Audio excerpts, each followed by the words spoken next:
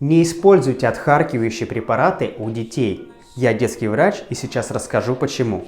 Дело в том, что отхаркивающие препараты, они же муколитики, действуют таким образом, что слизи становится больше и ребенку ее сложнее выкашлять. Он банально устает и истощается.